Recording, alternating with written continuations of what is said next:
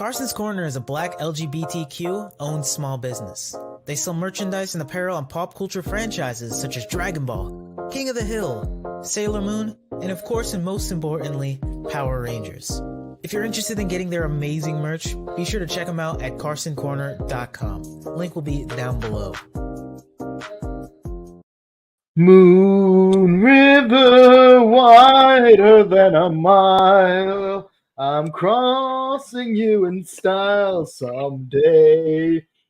Blazar, Earth, Garon, you protect humanity from the kaiju. How you doing, everyone? Welcome to the UltraQuest podcast here on the Morphin Network. I'm Mike, Time Rider Zero, and with me is Miguel, that blue dinosaur guy. Not just any blue dinosaur guy, it's that blue dinosaur guy. How you doing? Mm-hmm. I'm doing quite well tonight. Wonderful. And how's everyone else doing? Are you guys having a wonderful start to your week? I hope you guys are. For those of you who are unawares, on our sister channel, The Buttery Show, we're doing 3 Doctor Who movies / specials. We did Doctor Who, the movie from 1996 last week, and we did it yesterday. And next Monday, we're doing Day of the Doctor, the 50th anniversary special. So please be sure to check out our sister channel to see our thoughts on that. And of course, yes, we're also going to do Yu Yu Hakusho as well after we are done with Doctor Who, because we do have the new Yu Yu Hakusho Netflix series coming out tomorrow at 11:59 p.m. Pacific Standard Time. So just 30 more hours, guys. Just 30 more hours. Even less. Are you excited about the Yu Yu Hakusho series? Yeah, I'm curious to check it out.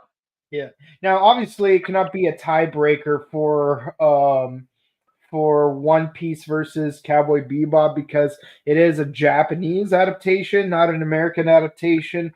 So it's going to have to be with the likes of Zom 100 and Kakegurui and what other Japanese live action TV adaptations? Oh, Death Note. There was a live action. Psycho. Yeah. Like, I can't believe that there's so many live action adaptations of Death Note. I still can't get over that. Neither can I.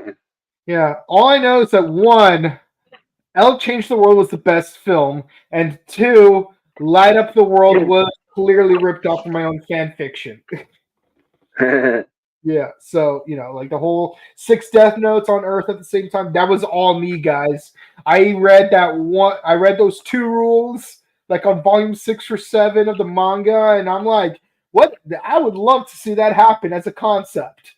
And I came up, but the point is, Yu Yu Hakusho, time for Kazuma Kuwabara to step up to the plate. I'm gonna hit a home run using my spirit sword. Yep. With Toki Ichigo as Kurama. Yeah. Tokyo Kurama. Yeah. Oh man. Hey, he's still wearing red. That's nice. But yes, no. But less about Yu Yu Hakusho and Death Note and Cowboy Bebop and One Piece, because we're here to talk about Sky Piece. I'm just kidding. We're here to talk about Ultraman Blazar episode 14, Moonlit Memories. And I swear, I love the name of this episode. It's so good. Mm-hmm. Yeah. It's like I wasn't a fan of some of like the earlier episode titles, like The Man Who Created Scarred, or like his name is Earth Garrow, and I'm like, I don't know, it feels a little uninspired, but then we get like much cooler names like freaking Moonlit Memories. Like, that is such a cool name. Yeah, man. What are your thoughts on this episode? Overall, I thought, it was a good way to kind of kick off the second half of the series. Yeah, we even get a new outro too. We do. Yeah. Yeah, because in the first half we had that one song, Black Star. Black Star. Mm-hmm. Yeah, but now we have a different song that goes like.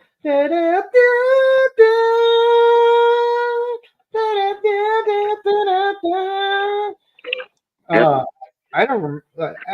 I like Black Star so much. It's like I didn't really like take the time to remember the new song, but like I know it exists. Still no Teraraki focus though. Yeah, we got another Emmy episode. Another Emmy episode. How many Emmy episodes are we at? Because like I know Henri had 2 already. She had episodes 5 and 9. Okay, Bondo had 1. To be fair, I mean we can't count episode 13 as anyone's episode because That's a recap.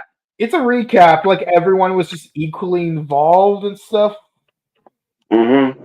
But at best, it would still be like if it's anyone's episode, it would be Henri's because she's the one who's compiling those notes and then accidentally deletes them.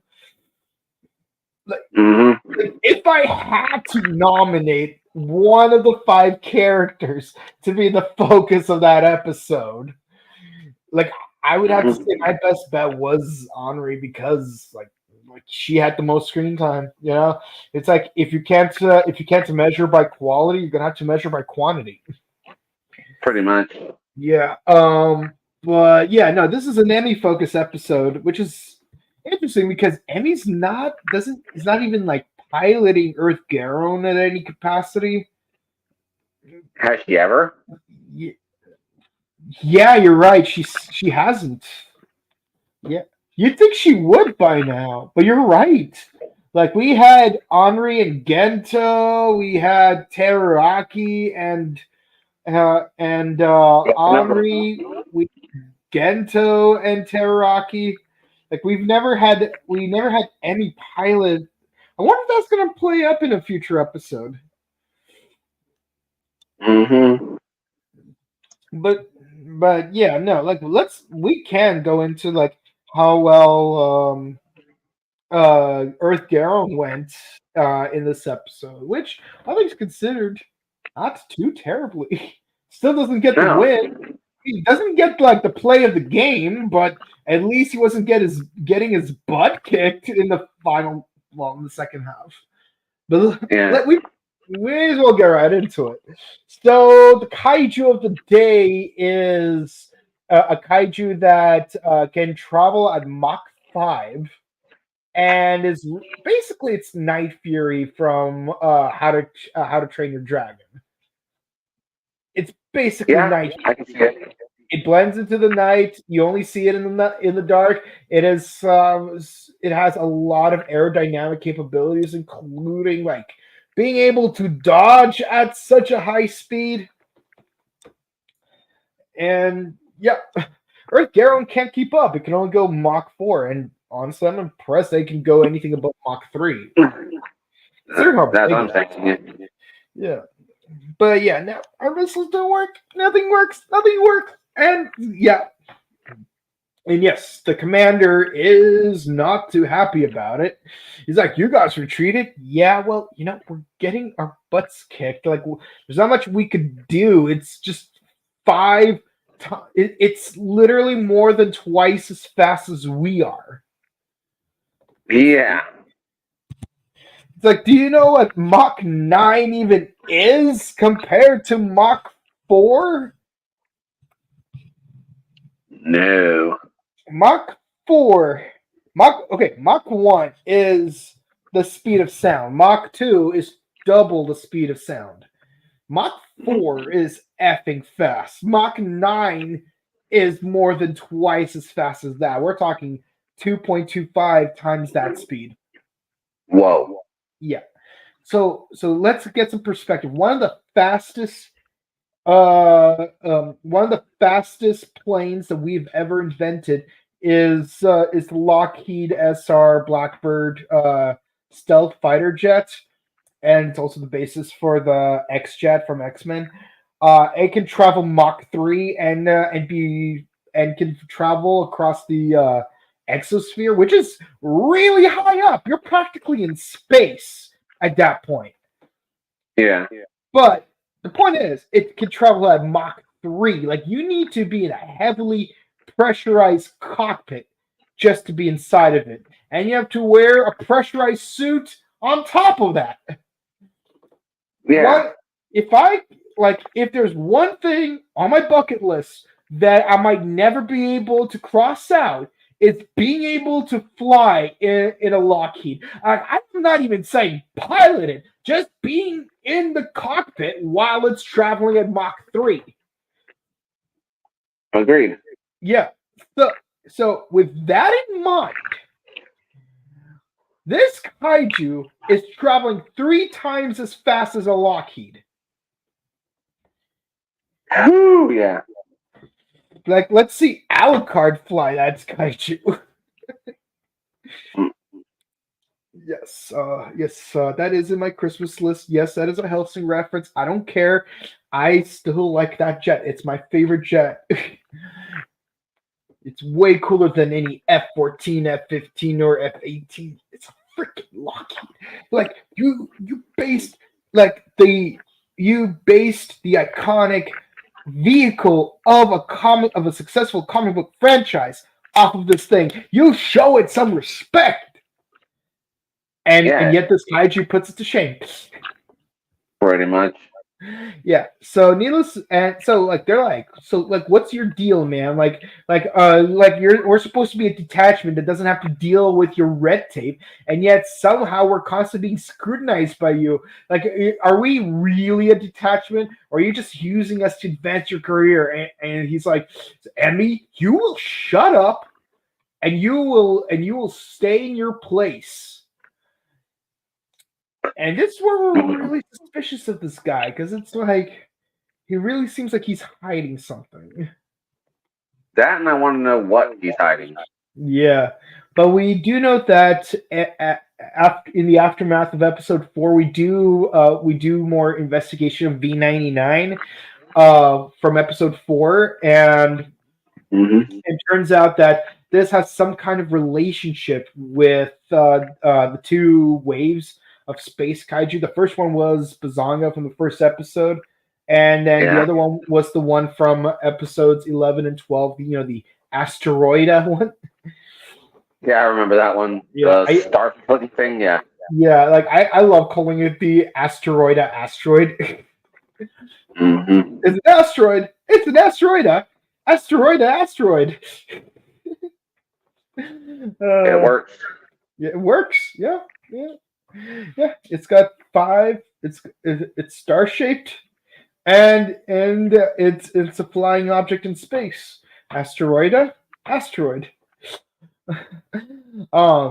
But yeah, so it turns out that there is a particular retired veteran of the GGF who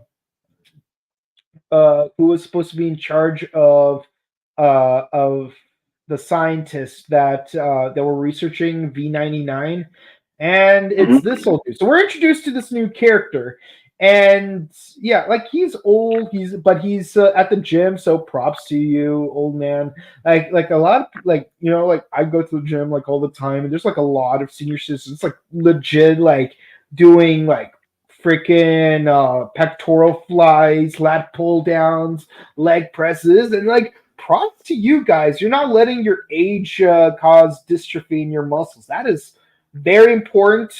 No matter what your life goals are, always be hitting the gym no matter what age you are, because when it comes to muscle tissue, if you don't use it, you lose it. Yeah, use it or lose it. So much respect to this.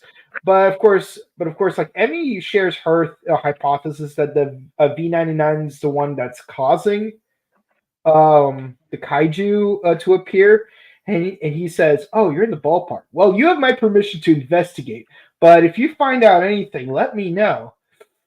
What are your thoughts on this character? Kind of hard to make out anything on him because we just barely met the guy and we barely know anything about him. Yeah. Like at first I'm thinking like he seems to be on our character side because he's giving his blessings to do an investigation, but I feel like this was way too easy. So something about this character makes me feel like the commander's not the real villain. It's actually this guy. I just don't have enough evidence yet to prove it. It's like I don't know. He gives me Namba vibes from Kamen Rider Build. I know we barely touched upon Namba in episode 8 of Kamen Rider, no, episode 9 of Kamen Rider Build. Yeah. But I mean, if at all. But I don't know. Something about this guy reminds me of Namba from Kamen Rider Build. So I feel very suspicious of him. Like it's like hit the nice old man routine feels like it's a routine and not his actual attitude. Like I feel very suspicious, which makes me wonder if maybe this guy's not the real human villain here. Like I wouldn't be surprised by that. Neither would I. I mean, It's like it is a plausible twist. The question is, does Ultraman have enough of a writing pattern to pull that kind of twist off? Again, I haven't watched an entire season of Ultraman before. I haven't gotten 14 episodes into any season of Ultraman before, so like I've like no way of saying, oh yeah, this is clearly something that they would do, like say the same thing happened in Kamen Rider. But and as I mentioned in Kamen Rider Build, such a thing did happen in Kamen Rider Build. mm-hmm. But does it happen in Ultraman? That's what I want to know. But this guy makes me very suspicious. Mm-hmm. Yeah. There's a lot of question marks surrounding him. Yeah, because I feel like he gave his approval way too easily. Something about it just does not feel right. Yeah. But yeah, so we get into our to the second half of the episode, which is literally Earth Garon versus the new creature, and I have to say, like using the Unit 2 pack, it's actually doing not a bad job. I mean, it's missing every shot, but it's all strategic to some extent. And I love that and I love that and I love that Bondo actually put a lot of consideration into how to modify Earth Garon to He did. I mean, that's his baby essentially. Yeah, like even like modified the tail missiles to be on some kind of wire tracking thing or something that makes it easier for the missiles to actually follow the kaiju and actually land a hit on it. Like, yeah. I'm impressed. It actually landed a hit on the kaiju. It didn't kill it, but at least it landed a hit. At least enough to slow down for Blazar to show up. But at least I could say, hey, at least it's like, yeah, like Blazar stole the win, but at least Earth Garon didn't have to take a massive L for Blazar to take the win. Pretty much. I mean, yeah, Earth Garon still kind of held its own. Yeah, it's like because like previously, like with the exception of episode 4, it seems like Earth Garon's constantly getting its butt kicked. Like every time. And I'm not going to count episode there because technically Earth Garon was the villain because it was under mind control. But yeah. But episode 7, 8, 5, 3, 9, 10, 11. Can't remember if it's 12. Took an L. Mm-hmm. Every time. But like the only time Earth Garon was like not getting its butt kicked or being a villain was literally episode 4, where all they had to do was just throw a canister of nitrogen, like liquid nitrogen. But Blazar was the one who hit that canister to make that thing freeze and die like the T-1000. Mm-hmm.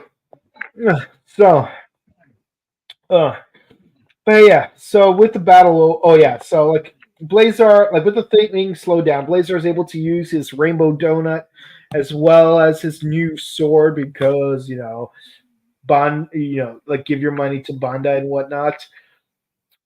But with the battle over, we actually do get some revelations. Turns out the Namba lookalike was under the protection of Gento at one point, which means that while they were doing an escort mission, Emi's father was a scientist during the escape, but the entire science team disappeared when Gento wanted to come back to find them. So, very interesting. The plot thickens. It does. Yeah. Makes me wonder, but also I wonder if again, like I know like his name is Yua something, but actually, you know what? I'm just gonna look it up. Ultraman Blazar characters.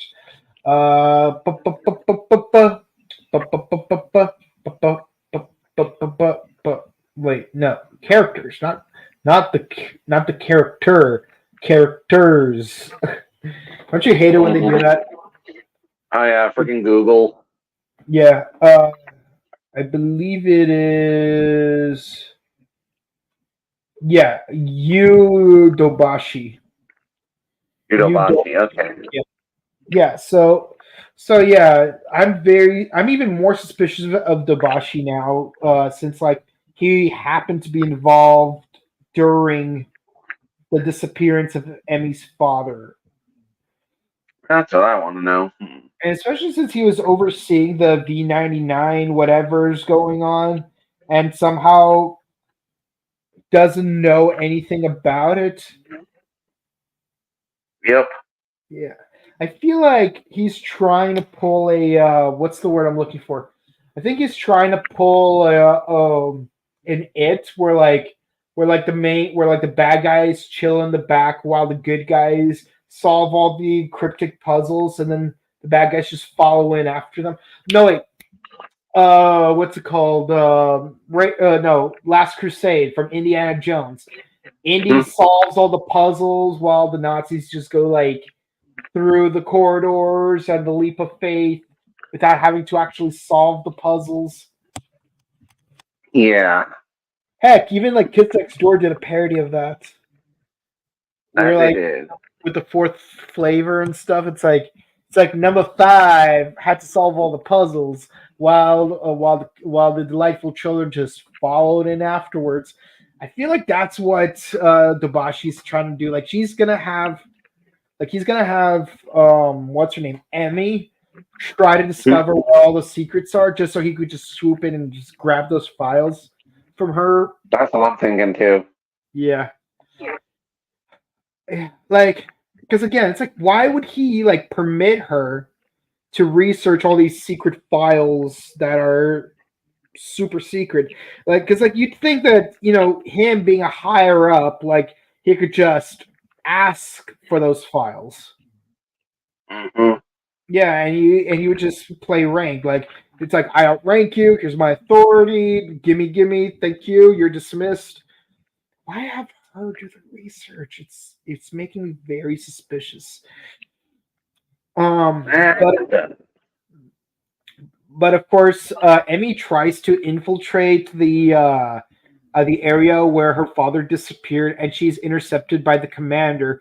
And he says, this alone would be enough for you to be in a prison cell and for Scar to be disbanded.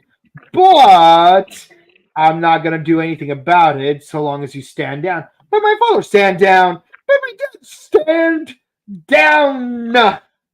But daddy stand down.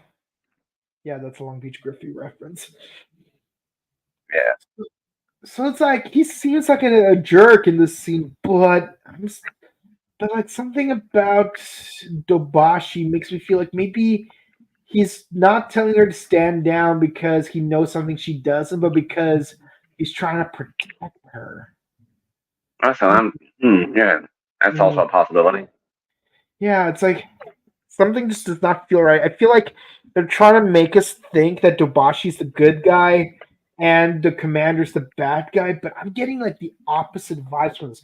I mean, maybe they could both be bad guys, but there's so. But as Jez Barazier from King Oger would say, you got to read between the lines, and I'm seeing a lot of gaps between lines that I really want to look into. Yeah. Yeah. So obviously, this is where the episode ends. So, like, let me know your thoughts on all these conspiratorial aspects. Like, let's start with the fight scene. What do you think about the entire fight sequence with Earth Garon, Blazar, and like this flying monster? It seems a lot more like energy driven than the like previous episodes fight scenes. I mean, considering they were in space and flying around, as opposed to the ones where they're all just kind of lumbering around in those big old. Well, I don't know if they're still using the rubber suits, but this one seems a lot more energetic in terms of like combat. Yeah. Yeah. One thing I do find interesting about the flight is the fact that Ultraman does have the ability to freely fly at such fast speeds, because I mean, I know that Tiga was able to do it because while I haven't watched Tiga properly, I have watched the 4Kids intro plenty of times, if I do say so myself. Mm-hmm. Now, as for but I also find it particularly fascinating how it's like you got this giant dude, right? And like by the laws of Earth physics, it should be very difficult for him to move around. Like even during like the grounded fights, like he's barely moving because he's so massive. Yeah. But somehow like he's flying freely. It's like watching freaking Superman or Omni-Man just like fly freely, except he's like 60 feet tall. Yeah. A lot more bulk behind him. Yeah, it's really interesting to see because like we don't really see it that much. And it does make me wonder if he is that much more mobile while he's airborne. Why isn't he airborne all the time? Like, why doesn't he just like hover around the cities and everything? I do find it fascinating. We didn't really talk about it too much in any of the previous episodes, but I do have the vibe that Blazar, the actual Ultra, might actually be a child. Like you know how like you got like Ultra Father, Ultra Mother, you got all these Ultraman, and a lot of them are like siblings and stuff. And the thing is, a lot of them are clearly like adult Ultras, but like I don't know if you've ever seen like a child Ultra, like one that's like a newborn or like one that's a kid, one that's a teenager. I think and again, I could be wrong because like I'm not an Ultraman expert, but it would be interesting if it turns out that Blazar is actually like a child Ultra, like compared to like human physiology, it would be like a 10-year-old Ultra. Yeah, maybe. And maybe like all Ultras are just the same height throughout their entire lifespan, so you would have no way of knowing. It's just certain mannerisms it has throughout the series, like the way it's like jumping around, the way it shows like frustration, like those are very childlike behaviors, and I'm impressed to believe that this is Gento acting that way, even though he does have like some control over Blazar's body. Yeah. So it does make me wonder if Gento is in the body of a child Ultra, and if that's the case, then it would kind of make sense why he's always grounded. Because like if you're an adult Ultra who's probably hyper intelligent, you'd think that maybe I should be airborne all the time because I'm faster, I'm more agile, I have a better I have better vantage point to fight my enemies, and also like should a kaiju like fire a blast against me and it misses, it'll go into the sky instead of say a building. But with that said, that's what I think about like this fight scene, because like it really made me think about certain nuances about like Ultraman behavior. And again, I haven't watched enough of the other seasons to really like make odds and ends out of it, but you know, I am increasingly curious about how other Ultraman fight in their battles in other seasons. And we're gonna find out when we finish Blazar. So what are your thoughts on the whole conspiracy aspect with the commander, Dobashi, Emi, V99? What are your thoughts on that?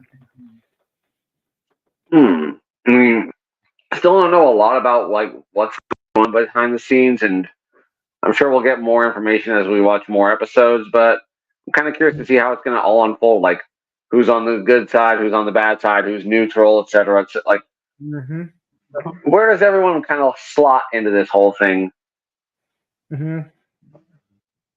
Yeah. Yeah, and I am curious what did happen to Emi's father, because part of me is also getting what's it called, Go Buster vibes, where the parents of the main characters were scientists working at the GB base, and like they all got digitized into like the Enertron grid. I mean, in America, called the Grid Battle Force, so it's like they would be inside the Morphin grid. Yeah. So it does make me wonder. But yeah. So what score would you give this episode? Overall, I'd say it's a solid like 9 out of 10. I mean, the fight scene really carried the weight for it. I mean, it was one of the most agile fight scenes, but and hey, it did move the story along, even though it still has a lot of unanswered questions too. Yeah. I mean, I like what the unanswered questions are at this point, because it's like we're finally getting the ball rolling. Because up to this point, the first half, it just felt like random monster of the day with no like real plot development beyond just Yugi and Tem have to learn to work together in this card game. But like now it's like we're starting to get into like the actual plot of the season. But now I'm starting to wonder, like, can we cover all of that plot in just 12 episodes? That's what makes me wonder, because like it's one thing to go through an entire plot in 25 episodes, but doing it in 12, and don't get me wrong, like you can have a solid season of Kakegurui in 12 episodes. You can have a solid season of Darwin's Game in 12 episodes. You can have a solid season of Beastars in 10 episodes. Heck, you could do an entire season of One Piece in just 8 1-hour episodes. But like with all this conspiratorial stuff going on, like, can you not just complete a season in 12 episodes, but can you also complete the entire story in 12 episodes? That's what I want to know. With that in mind, between the fight scene and the ball finally getting rolling, I would have to say, I have to give it a 9 out of 10. It's like, it's good, but it can be better. Okay, but it was pretty dark though. It's hard to get good images of the kaiju though. Speaking of which, Triple Oak Tracy says it's dark but still clearer than Game of Thrones winner. Yeah. No, I love how we're still making fun of Game of Thrones in this regard. Let's see. I think you might be right about Dobashi. That's cool. Kid Ultra versus Gojira Jr. That would be interesting. It would. Yeah, I wonder if there is a Kid Ultraman child Ultraman. I'm just curious if there is such a thing. Wait, there is. Ultraman Boy actually exists. There is, Ultraman Boy is the Ultra from Land of Light. Let's see, what series was it from? First appear Ultraman Boys, Ultra Coliseum, last appearance, Ultra Galaxy Fight, The Destiny Crossroad. Okay, let's see. It was a tokusatsu program that broadcasted. It aired from Monday to Friday to do a total of 260 stories. Dang, work to introduce younger kids to. Okay, so it's more of a spin-off than an actual series. Yeah. And it took place between Cosmos and Nexus. So, yeah, we might have to cover that one. I don't know how, but let's see. Destined Crossroad is an Ultra Fight miniseries. Okay, so it's not completely clear if Ultraman Boy is canon, but I still wonder about the whole Blazar being like. I still wonder if Blazar really is a child because it's just the mannerisms.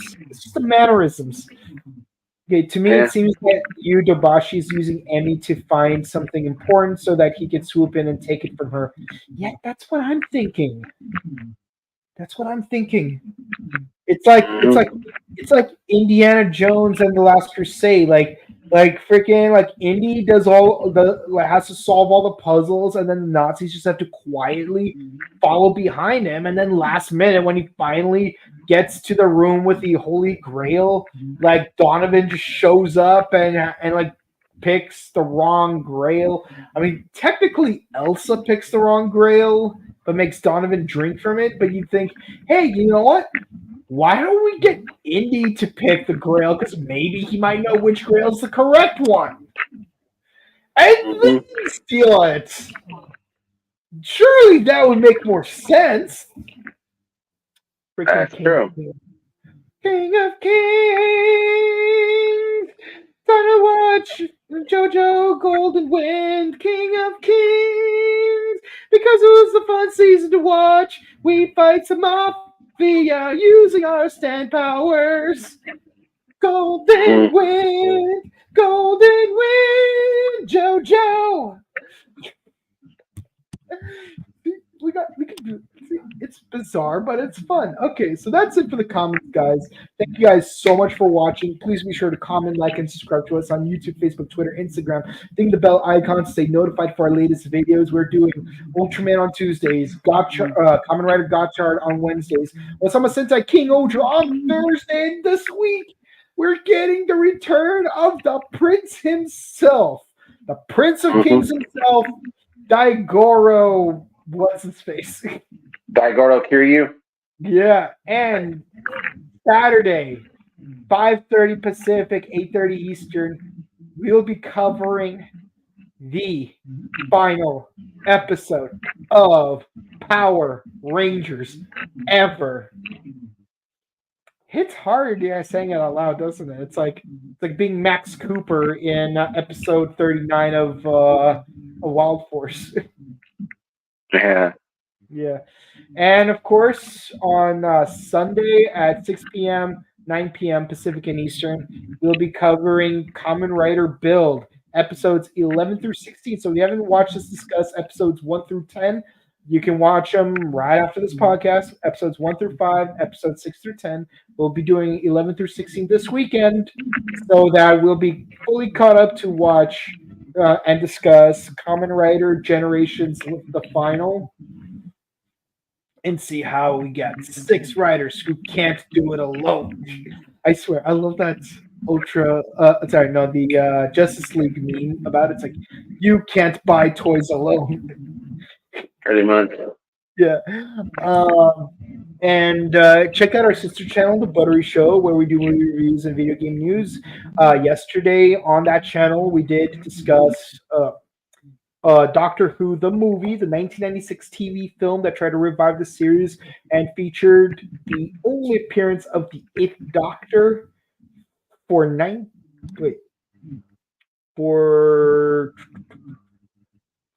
for 18 years, I think, or 17 years. Point is, you won't see him again until 2013. But we are going to see him again this upcoming Monday because we are going to be doing Day of the Doctor, the 50th anniversary special of Doctor Who, in honor of the 60th anniversary special, which we'll be covering Friday of next week. And with that said, guys, if you want to check out our personal content, you could find this blue dinosaur guy. You can find me over on Instagram at that blue dinosaur guy. And you can adventure with this rhinoceros beetle at Instagram, Boken_Kabuto, and on Twitch at twitch.tv/BokenKabuto. In January, I'm going to get back right into it. I'm going to start streaming Mega Man Battle Network Series 1 and 2, and you guys decide which version of 3 through 6 I will get to play. Please pick Colonel for number 5, please, and thank you. And with that said, guys, thank you so much. It's the 6th night of Hanukkah, and so we hope that you guys have a blessed week and the rest of your month. Happy holidays. Make sure you stay safe while you're holiday shopping. Don't lose your sanity from all those Christmas carols, and they're playing on a loop all day, every day. And just be nice to the retail workers because they're people with feelings too.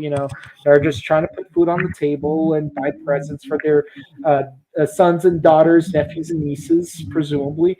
And yeah. We'll see you guys tomorrow, where we will be doing more Kamen Rider.